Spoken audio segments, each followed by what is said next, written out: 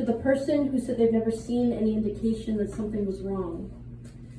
I spend most of my time trying to hold up a smile believable enough so as to hide all the pain inside.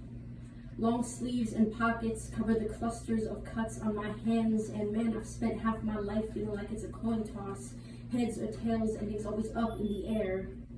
I tend to daydream to get out of my mind. It feels safe, it feels nice, I can breathe when I think of peace, maybe things are okay, or maybe this is my escape.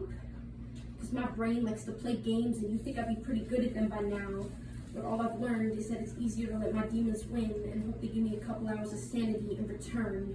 It's concerning, the blurring between jokes and insults. It's a fine line, but don't stress, I know it's not your fault. See, people understand depression, but when I walked into a Kohl's and saw a sweater that read Obsessive Christmas Disorder right in front of me, I'm reminded I'm by myself with this and society won't talk about it. I guess writing this poem's part of my job description. I hope my current condition can hold up through this depiction, so here we go. Yes, I'm aware that I keep blinking. No, this isn't me trying to wink, and I'm sorry that it's so hard to relax. I'm certain that there's someone behind my back, and I would stop if I could, but I cannot seem to block out and turn down these thoughts in my head. I got a mind on fire, engulfed all common sense.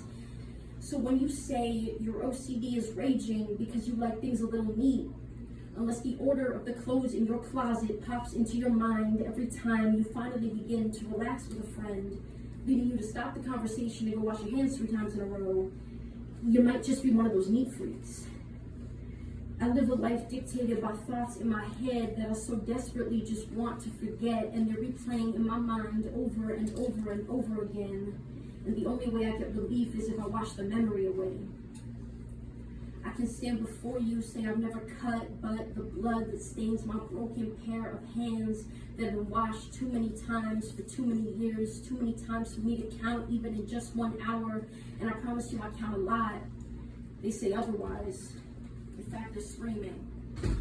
The Band-Aids hide the blood and cover up their mouths. I hear the cries, but I shut them out. Haven't I learned by now that it's okay to cry?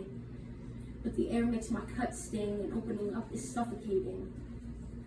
Sometimes I look at my skin and wonder if the way it worsens after every wash gives a good resemblance to my heart. Every time someone else etched into it not good enough, I can't look at my friends without wondering why they haven't left yet, wondering when they're going to. And by the way, when you do, just know I don't blame you.